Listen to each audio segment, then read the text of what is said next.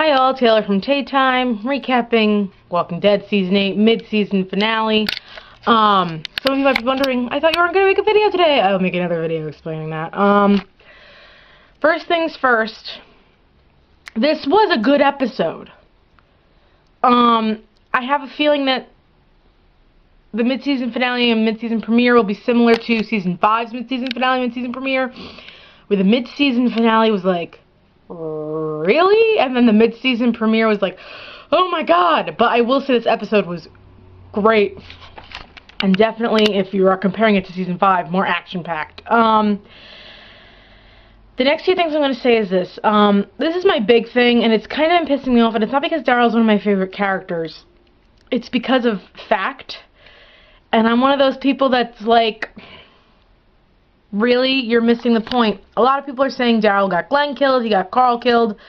He did get Glenn killed. He did lead the Saviors to Alexandria and the Kingdom and almost the hilltop. However, he did not get Carl killed. Neither did Sadiq. Carl got himself killed. Even though he's not dead yet, we all know what happens to a Walker Bite. He got himself killed. He went to go find Sadiq and all this stuff, and it gave a lot of, it gave a lot of gravitas. As a vet, I didn't watch all the Talking Dead, but as a vet, Nicole Brown said, that scene between him and Jeffrey Dean Morgan, first off, Chandler Riggs holding his own against Jeffrey Dean Morgan was freaking phenomenal. But he did want to die. He didn't want anybody else not to die. He was like, we're all going to pull a Les Mis and go in the sewers, and that's about that. Was this episode changing for the series? Yes, it is a change for the series. The comics, Carl is still alive and well. It's leading to Carl being the leader.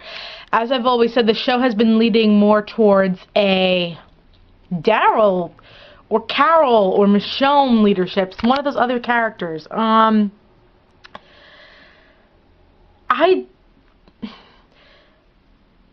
Was it shocking to some people? Yes. This is why I'm meh on this, because to me, it was a good episode.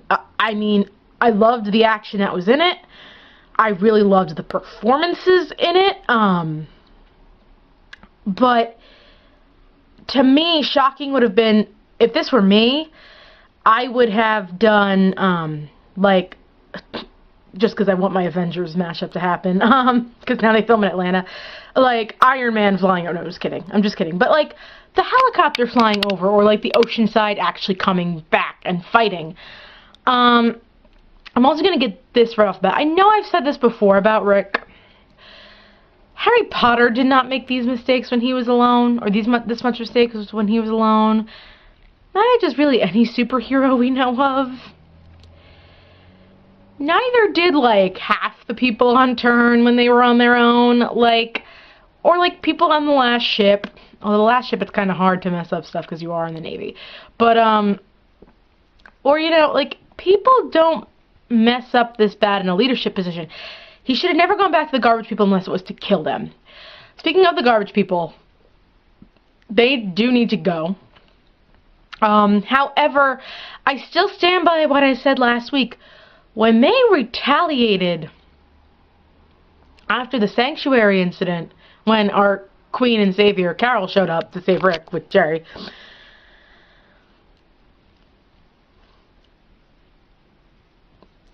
I don't think they fully knew what was going on. They knew Negan would find his way out eventually, but, like, okay, where are all the walkers? Like, I do think that part of them, and I kind of had this thing with Gotham, too, with the fall finale, which I'll get into in the Gotham recap, but it was like, I still don't think they fully knew what was going on. That doesn't excuse any of their actions, but, like, that's something to keep in the back of our minds. One of the best things about this episode, and my dad pointed it out, and I really liked how they did this, and I find it really intriguing. If you go back and watch, well, really the end of this episode, because that's when he comes in, but if you go back and watch, Morgan fades in and out very well. Now, I know the thing is that for Fear, he might go during, like, in between his Clear and Eastman time, before Clear. He leaves and he finds them because there's a time jump on Fear. But I just found that so interesting, and there's something there.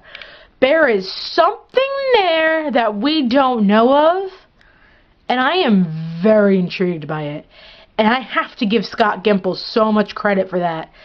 You know, with Morgan becoming the Fear character, and to actually see it after the announcement, that was brilliant and unbelievably amazing. Kari Payton. I knew Kari Payton was going to have a big deal in this episode, because you wouldn't be on the couch and not be a big deal in the episode. Which, going back to the Rick as a leader thing, Ezekiel knew he had to save his people, start distracting, blah, blah, blah, like that. Maggie knew she messed up, went back, killed the savior, ba-da-ba-da-ba, Rick, get yours together. That's all I gotta say. That's all I gotta say. Okay. So in terms of the hilltop, first off, Nevaeh got a weapon now. I was like, you go, girl. You go. You go. So happy. Again, I don't know what Morgan's plan is. I don't even know what Carol's plan is, with the exception of taking everybody to the cabin. Also, Ezekiel, honey, you should have told him to get on the damn bus. That was the only bad part of your plan.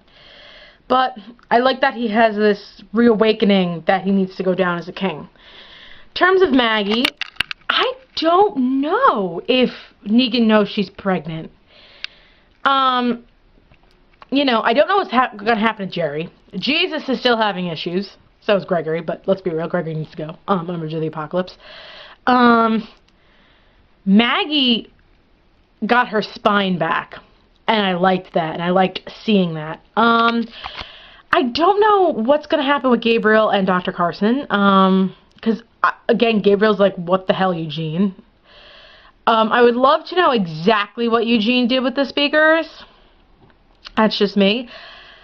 Enid done messed up and killed the grandma of Cindy from Oceanside. Her and Aaron are now going to be in a world of trouble. However, I think of the two of them, Enid's going to be the first to go. If they go. In terms of Alexandria, first off, Andrew Lincoln, I think it was just the way it was written that Rick had to, like, react calmly. Also, thank God somebody got Judith. Just saying. Thank God. Thank God. And Daryl is holding her at the end. Denai Guerrero's reaction to Carl being bit, as Michonne, was brilliant. Also, she got her groove back finally with the sword. Dwight, Regina's out on the loose, but all those other saviors are killed. Daryl got his vest back. Dwight is officially on their side. I don't know where Negan is in this whole thing, because all the other houses have got blown up except Rick's, which means Carl's letter is not going to be there. As I said prior, Chandler Riggs' performance with, I couldn't think of the word, with Jeffrey Dean Morgan was phenomenal, and when you watch it back, you know, not knowing that he got bit at first, he wanted to die. Like, my dad was sitting there going, what is this 17-year-old kid's plan? And I'm like, he wants to die. That's pretty much the only thing I could think of, is he wants to die. There is no grand scheme of things. He wants to die. I also like that they didn't end with a death. And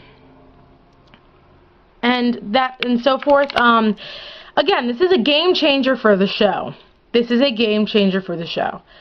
I kind of wish that they went back to the season 5 way, or season, was it season, I'm getting my seasons crossed now.